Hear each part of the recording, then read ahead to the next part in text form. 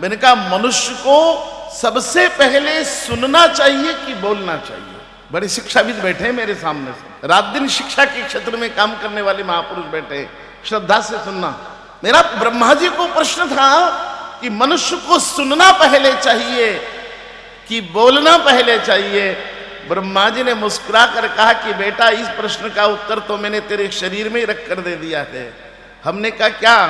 बोले तूने सुनना कब शुरू किया? हमने कहा जिस दिन जन्म लेकर माँ की गोदी में आए थे। बोले नहीं नहीं, उसके भी पहले। हमने कहा कब से? बोले तूने अभिमन्यु की कहानी नहीं सुनी? अभिमन्यु ने माँ के पेट में चक्रव्यूह भेदन सीख लिया। तूने भागवत में नहीं पढ़ा कि प्रहलाद जी ने माँ के गर्भ में भागवत सुन? मैंने कहा बाबा मतलब?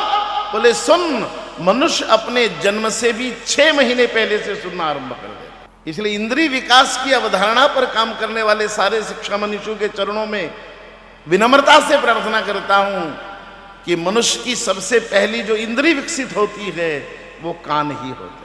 हमने माँ के गर्भ में चलना शुरू नहीं किया, हमने माँ के गर्भ में देखना शुरू नहीं किया, हमने माँ के गर्भ में बोलना शुरू नहीं किया, लेकिन हमने माँ के गर्भ में सुनना।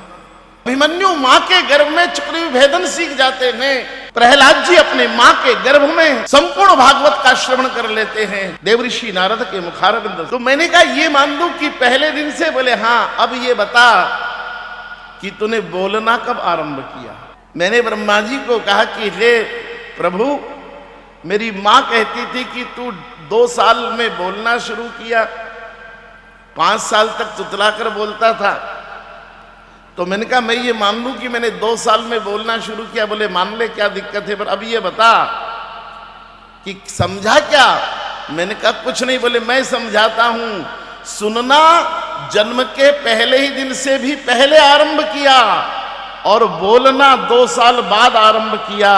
जो जीवन में पहले सुनता है बाद में बोलता है वो देवता बन जाता है, और हम देवता इसलिए बन नहीं पाए कि सुनते किसी की है नहीं और बोलने से चूकते।